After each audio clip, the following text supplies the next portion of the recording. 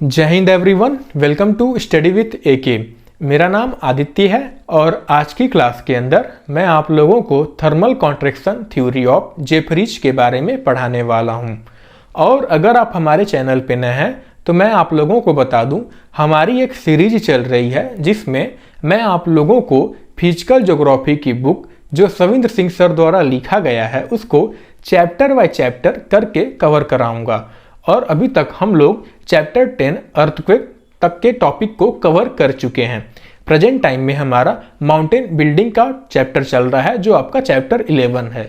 इसके अंदर हम लोग माउंटेन क्या होता है, माउंटेन की classification, block mountain, folded mountain, geosyncline का मतलब, उसका कॉन्सेप्ट, उसका इवोल्यूशन और जियोसिंक्लाइन ओरिजिन थ्योरी ऑफ कोबर तक के टॉपिक को कवर कर चुके हैं।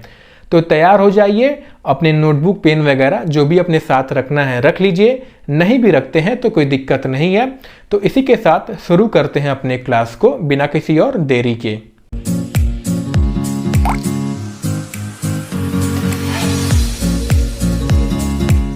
थर्मल कॉन्ट्रैक्शन थ्योरी की अगर मैं बात करूं, ये जो थ्योरी है ये हमारे एग्जाम के पर्सपेक्टिव से, चाहे आपका ग्रेजुएशन का एग्जाम हो गया जैसे बीए का एग्जाम हो गया या कोई कॉम्पिटिटिव का एग्जाम हो गया, तो इन सब एग्जाम के पर्सपेक्टिव से ये थ्योरी हमारे लिए बहुत ही कम इंपॉर्टेंट हो जाती है, क्योंकि इस थ्योरी से जो क्वेश्चन पूछे जाते हैं एग्जाम में वो बहुत ही कम पूछे जाते हैं। इसलिए अगर आप इस लेक्चर को अपने एग्जाम के एक दिन पहले या 2 दिन पहले देख रहे हैं तो I will recommend you to skip this lecture.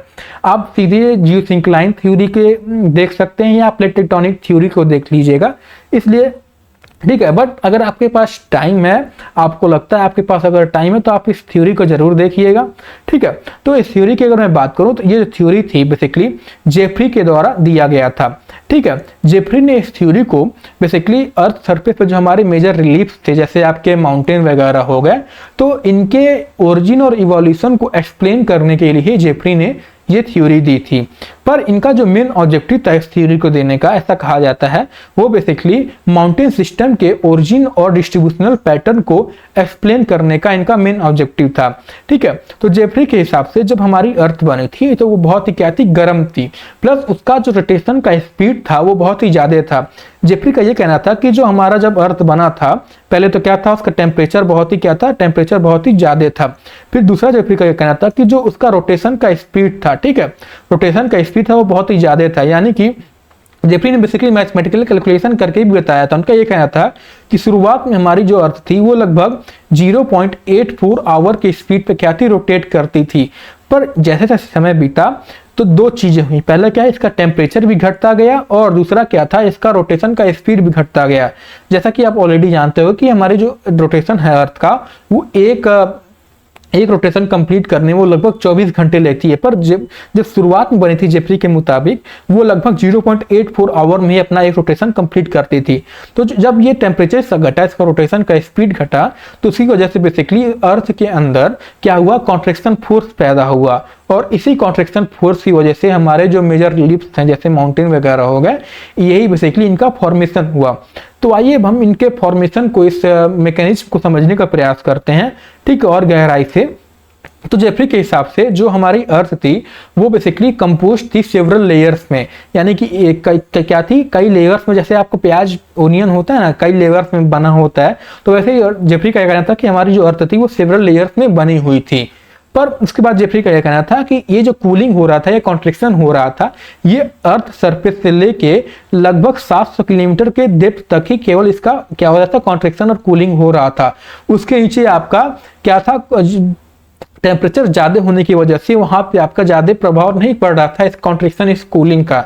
ठीक है, तो with in the zone of, अगर हम 7 किलोमीटर 700 किलोमीटर की जोन की अगर हम बात करें तो जेफरी का यह कहना था कि ये जो इसके अंदर जो ये कूलिंग हो रहा था, कॉन्ट्रैक्शन हो रहा था, ये बेसिकली क्या हो रहा था, लेयर आफ्टर लेयर हो रहा था। यानी कि जो सारे अपर लेयर थे वो अपने निचले वाले लेयर के कंपैरिजन में और जल्दी और क्या हो रहे थे, जल्दी ठंडे और कॉन्ट्रैक्ट पड़ रहे थे। यानी अगर ये हमारा ए लेयर हो गया, ये हमारा बी लेयर हो गया, तो ए वाला जो लेयर था वो बी के लेयर के कंपैरिजन में जल्दी ठंडा पड़ रहा था और जल्दी कॉन्ट्रैक्ट हो रहा था। ठीक है, जेफरी का ये भी कहना था कि ये जो कॉन्ट्रैक्शन या कूलिंग जो हो रहा था इन लेयर के अंदर, वो केवल क्या था, एक पॉइंट तक ही हो रहा था। यानी कि मान लीजिए ये कॉन्ट्रैक्शन, ये मान लीजिए हमारी क्या हुई, अपर लेयर हो गई। जेफरी का ये कहना था कि जो कॉन्ट्रैक्शन हो रहा था अपर लेयर का, किसी भी लेयर का, वो केवल एक पॉइंट तक, यानी कॉन्ट्रैक्ट होकर ये हमारी लेयर जो थी यहां तक आ गई, एक पॉइंट तक ही हो रहा था। उसके बाद इसके अंदर कोई भी क्या हो रही थी, कोई भी ठंडा कूलिंग या कह सकते हैं कॉन्ट्रैक्शन नहीं पॉसिबल था। ठीक है, फिर जेफरी का ये कहना था कि जो सबसे पहले क्या हुआ, हमारा आउटर लेयर क्या हुआ, ठंडा पड़ना शुरू हुआ। फिर जब ये ठंडा पड़ना शुरू हुआ तो after reaching maximum cooling point, ये क्या हुआ, इसका जो आउटर लेयर था उसके अंदर ठंडा पड़ना और कॉन्ट्रैक्शन होना क्या हुआ, बहुत हद तक कह सकते हैं एकदम बंद नहीं हुआ, बहुत हद तक एकदम कम हो गया। ठीक, तो जैसे हमने देखा कि सबसे पहले क्या हुआ, आउटर लेयर आपका ठंडा पड़ा, ये कम हो गया। उसके बाद जो इसके साथ में आपका लोअर लेयर भी जो ठंडा पड़ रहा था, पर उसकी जो ठंडे पड़ने की स्पीड थी वो कम थी। तो हुआ क्या, ये आउटर लेयर आपका, मान लीजिए ये हमारी दो लेयर हो गई। ठीक है, ये दोनों एक साथ कॉन्ट्रैक्ट हो रही थी, ठंडी पड़ रही थी, पर इसकी जो स्पीड थी ये ठंडी पड़ने की, कॉन्ट्रैक्ट होने की बहुत ही ज्यादा थी। यानी कि पहले ये दोनों कॉन्ट्रैक्ट हुई एक साथ, दबी, ये एक पॉइंट पे पहुंच गई, ये ऊपर वाली लेयर, कि इसके नीचे अब ये क्या होगी, कॉन्ट्रैक्ट नहीं होगी, पर लोअर लेयर अभी भी आपका कॉन्ट्रैक्ट हो सकती थी, अभी ठंडी पड़ सकती थी। तो हुआ क्या कि ये लेयर यहाँ पहुंच गई, इसके नीचे अभी जाएगी नहीं, और लोअर लेयर अभी आपका कॉन्ट्रैक्ट हो रहा है, नीचे तरफ क्या हो रहा है, सिकुड़ रहा है। तो क्या हुआ, जब ये नीचे तरफ सिकुड़ा तो इनके बीच में क्या हुआ, गैप जनरेट हुआ। तो जब ये गैप जनरेट हुआ तो क्या, जाहिर सी बात है आपका ग्रेविटी लगेगा उसके ऊपर, ग्रेविटी की वजह से क्या हुआ, ये जो ऊपरी लेयर था नीचे वाले लेयर के क्या हुआ, कोलैप्स कर गया। और जब ये कोलैप्स हुआ तो इससे क्या हुआ, कुछ एरिया आपके ऊपर की तरफ रह गए, कुछ आपके नीचे की तरफ धंस गए। तो इसी वजह से क्या हुआ, जेफरी का कहना था कि हमारा माउंटेन का पहले फॉर्मेशन हुआ। यानी कि this process result in decrease in the radius of the अर्थ। जाहिर सी बात है, जब ये इतना बड़ा, मान लीजिए हमारी अर्थ हो गई, ठीक है, प्रॉपरली समझाने के बस आपको मैं प्रयास कर रहा हूं। मान लीजिए हमारी अर्थ हो गई, ये दो लेयर हो गए, पहले क्या हुआ, कॉन्ट्रैक्ट हुआ। ठीक है, अभी इसका रेडियस देखिए इतना बड़ा है, कॉन्ट्रैक्ट हुआ, ये पॉइंट पे पहुंचे, ऊपर लेयर उस पॉइंट पहुंचा कि इसके नीचे कॉन्ट्रैक्ट नहीं होगा, लेकिन लोअर लेयर है जो आपका है वो अभी कॉन्ट्रैक्ट हुआ, इसके बीच में गैप जनरेट हुआ तो इसके ऊपर कोलैप्स किया तो क्या हुआ, जो इतनी बड़ी थी उसका रेडियस होकर इतना कम हो गया। तो वहीं ये दे रखा है कि इस प्रोसेस की वजह से जो अर्थ का रेडियस था वो कम हुआ, और जब रेडियस कम हुआ तो जाहिर सी बात है, जब कोई चीज सिकुड़ती है तो उनके अंदर क्या होता है, आपस में काफी कंप्रेसिव फोर्स लगना शुरू हो गया। और जब कंप्रेसिव फोर्स लगा तो इसकी वजह से जो रॉक्स थे अपर लेयर के, उनके अंदर फोल्डिंग शुरू हो गई, और फोल्डिंग से क्या हुआ, हमारे माउंटेन का फॉर्मेशन हुआ। पर ठीक है, इतना आपका अपर लेयर और लोअर लेयर हो गया। अब जब जैसा कि हमने देखा कि आपका साथ में लोअर लेयर भी तो कॉन्ट्रैक्ट हो रहा था, जब लोअर लेयर आपको कॉन्ट्रैक्ट हो रहा था तो जो ये क्या हुआ, कॉन्ट्रैक्ट होते होते सिकुड़ते जब ये आपका कोर के पास पहुंचे, यानी बेसिकली 700 किलोमीटर की डेप्थ पे पहुंचा, जब ये कॉन्ट्रैक्ट होते होते तो क्या हुआ, कोर वाले एरिया, जैसा कि हम जानते हैं जो हमारा कोर होता है, क्या होता है, ये बहुत ही हाई टेम्परेचर में होता है, इसलिए इस पर कूलिंग का इफेक्ट नहीं पड़ रहा था। तो जब ये कोर वाले एरिया पे जब ये पहुंचा तो क्या हुआ कि लोअर लेयर तो आपका भाई कॉन्ट्रैक्ट होगा, पर ये रियल एरिया तो इसको नीचे नहीं जाने देगा। ठीक, जब ये नीचे नहीं जाने देगा तो क्या होगा, मान लीजिए इसको मैं आपको इस तरह समझने का प्रयास करता हूं कि मान लीजिए ये आपकी अपर लेयर हो गई, ये आपकी कोर हो गया, और ये बेसिकली बीच वाली लोअर लेयर हो गई। तो क्या हुआ, ये तो अभी धसते गई, पर जब कोर पे ये पहुंची तो क्या हुआ, अब ये कोर को नीचे नहीं दबा सकती क्योंकि कोर आपका इतना मजबूत था। ठीक है, तो हुआ क्या, ये बेसिकली नीचे धसने की ना बजाय, कंप्रेस ना होने की बजाय क्या हुआ, ये बेसिकली आपका क्या हुआ, इधर फैलने शुरू हो गई, क्या हुई, थिनिंग होना शुरू हो गया। ठीक है, और जब ये थिनिंग शुरू उनके अंदर होना हो गया, so the lower layer become too short to fit with the core and hence lower layer has to stretch horizontally. ठीक है, क्या हो, ये हॉरिजॉन्टली स्ट्रेच होना शुरू हो गई, और इस प्रोसेस से बेसिकली क्या हुआ, स्प्रेडिंग विद लोअर लेयर का, जब जाहिर सी बात है जब हॉरिजॉन्टली ये खिंचाव इनमें होगा तो ये लोअर लेयर जो था ये थिन होते गई, पतली होती गई, जिसकी वजह से इनके अंदर क्या हुई, दरारें पड़ी, फिजर्स हुई, और फिजर से बेसिकली क्या हुई, जो आपके रॉक थे वो टूट गए। अब जब रॉक ये टूटे, मान लीजिए ये आपका अपर लेयर हुआ, ये आपका कोर वाला, कोर से लोअर लेयर हो गया। ठीक है, कोर, अपर लेयर, और ये बीच में मिडल लेयर। तो हुआ क्या कि जब ये बीच में क्या हुई, स्ट्रेच होने लगी, तो स्ट्रेच जब हुई तो इनके अंदर क्या हुई, दरारें पड़ने लगी, और जब दरारें पड़ने लगी तो ये क्या हुआ, अपर लेयर, ये एरिया खाली हुआ, तो अपर लेयर क्या हुआ, इसके अंदर फिट होने का प्रयास किया। जब ये फिट होने के अंदर प्रयास किया तो क्या हुआ, जो आपके ऑलरेडी जो माउंटेन्स बने हुए थे उनके अंदर और भी क्या हुई, इनका हाइट बढ़ना शुरू हो गया। ठीक है, तो ये था पूरा आपका मैकेनिज्म इस थ्योरी का। प्लस साथ में जेफरी का ये भी कहना था कि ये अपर लेयर और लोअर लेयर के बीच में एक ऐसा पॉइंट था जिसे उन्होंने लेवल ऑफ नो स्ट्रेन कहा था। अब इसको कई अलग तरह से लोगों ने बताया है, समझाया है। इसको आप या तो अपर लेयर और लोअर लेयर के बीच का एक ट्रांजिशन जोन समझ लीजिए, इनका बीच का बाउंड्री समझ लीजिए, या इसको इस तरह समझ लीजिए कि ये ऐसा एरिया था जहां पे जो एक ऊपर वाले एरिया था ये तो आपको कंप्रेस हो रहा था, जो अपर, जैसे मान लीजिए ये आपका अपर लेयर हो गया, ठीक है, ये हमारा क्या हो गया, ये लोअर लेयर हो गया, ठीक है। अब ये वाला जो एरिया था ये तो आपका क्या हो रहा था, ये आपका फैल रहा था, हॉरिजॉन्टल हो रहा था, क्योंकि नीचे क्रस्ट था तो नीचे जा नहीं सकती थी, इसलिए क्या हुई, फैलना शुरू हो गई। और ये जो एरिया था कॉन्ट्रैक्ट हो रहा था, जैसे मैंने बताया कॉन्ट्रैक्शन जो था पूरी तरह से नहीं रुका था, बस स्पीड जो हुई थी बहुत ही घट गई थी, तो ये कॉन्ट्रैक्ट हो रहा था। ये वाला ऐसा एरिया था जहां पे ये जो आपका टेंशनल फोर्स था, जो कंप्रेसिव फोर्स था, एक बराबर हो गया। अब जाहिर सी बात है कि मान लीजिए ये हमारी स्ट्रेच हो रही है, ये हमारी क्या हुई, दबा रही है इसको, तो जब ये एक बराबर हो जाएंगी तो क्या होगी, यहाँ पे कोई इसको या ना कोई मूवमेंट ही नहीं होगा इनके अंदर। तो वही ये कहा था कि ये ऐसा एरिया था जहाँ पे रॉक के अंदर ना बेसिकली कंप्रेसिव फोर्स लग रहे थे, ना उनके अंदर फोल्डिंग हो रही थी, ना उनके अंदर क्या हो रही थी, अब बेसिकली आपकी फ्रैक्चर्स नहीं पड़ रहे थे, ठीक है। ये बेसिकली उसी को उन्होंने लेवल ऑफ नो स्ट्रेन कहा था, क्योंकि इसके ऊपर कोई स्ट्रेन नहीं पड़ रहा था, कोई दबाव ज्यादातर नहीं पड़ रहा था, ठीक। अब हम इसके थ्योरी की basically various aspect of mountain building की अगर हम बात करें, जैसे हमने ऑलरेडी देखा था कि जेफरी ने माउंटेन बिल्डिंग को समझाने के ओरिजिन और इवोल्यूशन के साथ ही साथ इनका जो मेन ऑब्जेक्टिव था वो था इनकी डिस्ट्रीब्यूशन पैटर्न को समझाना। तो सबसे पहले हम पीरियड ऑफ माउंटेन बिल्डिंग की अगर बात करें तो जेफरी के हिसाब से जो ये माउंटेन बिल्डिंग का प्रोसेस हो रहा था ये through out the geological period जो था एक्टिव नहीं था, रेदर जो था ये क्या था, सर्टेन पीरियड्स में हो रहा था। यानी कि जब हमारी जो कंप्रेसिव टेंसाइल फोर्सेज जो लग रही थी रॉक के ऊपर वो जब स्ट्रांग थी, तो क्या होता, जब स्ट्रांग रहेंगी तो क्या होगा, जब स्ट्रांग का मतलब क्या था कि रॉक की स्ट्रेंथ को बेसिकली क्या कर रही थी, तो बेसिकली एक्सीड कर जा रहा है। जैसे मान लीजिए ये हमारा कोई रॉक हो गया, तो जब हम इस पर बहुत इतना फोर्स लगा देंगे कि ये पेन इस फोर्स को, हमारे हाथ के फोर्स को नहीं सह पाएगा, तो क्या होगा, ये ब्रेक हो जाएगा।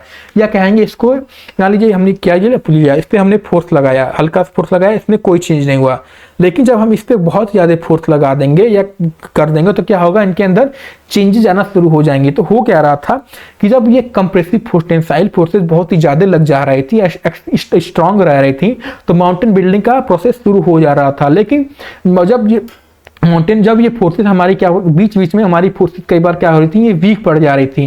तो जब ये वीक पड़ रही थी तो जो माउंटेन बिल्डिंग का प्रोसेस हो रहा था ये बहुत ही ज़्यादा क्या हो रहा था, कह सकते हैं बंद हो जा रहा था। और फिर जब हमारी क्या थी, ये फोर्सेज अब अगेन स्ट्रांग हो रही थी, तो फिर ये प्रोसेस शुरू हो जा रहा था। यानी पहले क्या हुआ, स्ट्रांग होना रहा था तो माउंटेन बिल्डिंग का प्रोसेस शुरू हो जा रहा था। फिर जब क्या हो रहा था, जब ये वीक पड़ रही थी तो माउंटेन बिल्डिंग प्रोसेस कम हो जा रहा था। फिर जब स्ट्रांग हो रही थी तो माउंटेन बिल्डिंग प्रोसेस शुरू हो जाता था। ये ऐसा होता जा रहा था, ठीक है। यानी कि बेसिकली बीच बीच में गैप आ जा रहा, ऐसा टाइम आ जा रहा था जिसमें माउंटेन बिल्डिंग की प्रोसेस नहीं हो रही थी, ठीक है। इसके बाद जोन सा माउंटेन बिल्डिंग की हम बात करें तो जेफरी का ये कहना था कि जो माउंटेन बिल्डिंग्स थे वो बेसिकली रॉक के नेचर और स्ट्रेंथ पे क्या थे, डिपेंड कर रहे थे। यानी कि जिस एरिया में हमारे सॉफ्ट और इलास्टिक रॉक पाए जा रहे थे वो मोस्ट अफेक्ट हो रहे थे इस माउंटेन बिल्डिंग की प्रोसेस से, क्योंकि जो रॉक्स हो रहे थे वो इजिली फोल्डेड हो रहे थे। जैसे मान लीजिए ये हमारी सॉफ्ट और इलास्टिक रॉक हो गई, तो इस पर हम हल्का सा फोर्स लगाएंगे तो क्या हो रही थी, ये आसानी से फोल्ड हो जा रहे थे, इसमें माउंटेन का फॉर्मेशन आसानी से हो जा रहा था। लेकिन वही हम इसको क्या करेंगे, हार्ड और लेस इलास्टिक रॉक लेंगे, यानी कि इस पेन को लेंगे, जितना फोर्स मैंने इस पे लगाया उतना ही फोर्स अगर मैं इस पे लगाऊं तो क्या होगा, इस पे इफेक्ट नहीं पड़ेगा, ठीक है। तो ये आसानी से क्या हो रहे थे, फोल्ड नहीं हो रहे थे। और जब इसमें ज्यादा फोर्स लगाऊंगा तो क्या होगा, ये इसकी तरफ फोल्ड होने की वजह क्या होगा, ये पेन आपका टूट जाएगा। तो वही रॉक के अंदर भी हो रहा था कि जहां पे हार्ड रॉक थे वो फोल्ड होने की ना बजाय वो बेसिकली टूट जा रहे थे, जिससे हमारे फॉल्ट और फ्रैक्चर क्रिएट हो रहे थे। और जो सॉफ्ट और इलास्टिक रॉक थे वो क्या हो रहे थे, आसानी से आपके फोल्ड हो जा रहे थे, ठीक। आई थिंक यहाँ से आपको ये क्लियर हुआ होगा पॉइंट। इसके बाद डायरेक्शन ऑफ माउंटेन की बात करें तो जेफरी के हिसाब से ये जो कंप्रेसिव फोर्स का डायरेक्शन जनरेट हो रहा था, ये बेसिकली जो कॉन्ट्रैक्शन की वजह से जो हो रहा था, ये बेसिकली ओशनिक एरिया से कॉन्टिनेंटल एरिया टुवर्ड्स हो रहा था। यानी कि अगर ये हमारा कोई कॉन्टिनेंट हो गया, ठीक है, ये हमारा क्या हुआ, ओशनिक एरिया हो रहा था, जो फोर्स हो रहा था ये बेसिकली आपका इस तरह लग रहा था। तो जब इस तरह से लग रहा था तो हुआ क्या कि इस ओशनिक एरियाज के पैरेलल में हमारे क्या हुई, माउंटेन का फॉर्मेशन हो रहा था। जैसे आपकी रॉकीज माउंटेन हो गया, जैसे आपका, ठीक है, जैसे आपका ये रॉकीज माउंटेन आप जानते हैं इस वाले एरिया में पड़ता है, ये सब माउंटेन जो हो गई ये बेसिकली ओशियन के पैरेलल में पड़ रही थी, जो कि नॉर्थ साउथ एक्सटेंट में होती हैं। पर वहीं अगर हम वेस्ट ईस्ट एक्सटेंट माउंटेन की बात करें, जैसे आपकी हिमालय की अगर हम बात करें, हिमालय हम जानते हैं कि हमारा इंडिया वाला एरिया हो गया, हिमालय को यहाँ पड़ता है जो कि ओशियन से बहुत दूर होता है। तो इस वाले एरिया को या कह सकते हैं जितने भी हमारी वेस्ट ईस्ट एक्सटेंट माउंटेन है, जैसे आपका ये आपका यूरोप वाला एरिया हो गया, ठीक है, ये हमारा साउथ अमेरिका हो गया, ऑल्सो आपका माउंटेन यहाँ पड़ता है, ये सब माउंटेन जो हो गए, इस सब माउंटेन को बेसिकली इस थ्योरी की वजह कह सकते हैं, इस थ्योरी से हम एक्सप्लेन नहीं किया जा सकता, ठीक है। इसके बाद तो हम ये थे आपकी पूरी थ्योरी। अब हम बात करते हैं इसके इवोल्यूशन की। तो दो Jeffrey has attempted to explain the process of mountain building and has presented several evidence in support of his theory, but इनकी जो थ्योरी है इसको कई ग्राउंड्स पे क्या किया जाता है, क्रिटिसाइज किया जाता है। जैसे कि पहला हो गया कि the force of contraction resulting from cooling of the earth is not enough to account for origin and evolution of major surface relief of the earth. यानी कि जो कॉन्ट्रैक्शन फोर्स जेफरी ने अपने थ्योरी में यूज किया था, बाद में लोगों का ये कहना था कि ये फोर्स जो है ये उतनी स्ट्रांग या उतनी इनफ नहीं है कि इसकी वजह से हमारे बड़े बड़े माउंटेन्स क्या हो, फॉर्म हो जाए। फिर दूसरा था कॉन्सेप्ट ऑफ जो जेफरी ने ये बताया था कि लेयर आफ्टर लेयर जो कूलिंग हो रहा था, कि पहले पहला लेयर कूल होना, फिर दूसरा लेयर का ठंडा पड़ना, फिर तीसरे लेयर का। तो ये जो कॉन्सेप्ट था ये बेसिकली इसे इरेनियस कॉन्सेप्ट बनाया गया है और इसे एक्सेप्टेबल नहीं किया गया।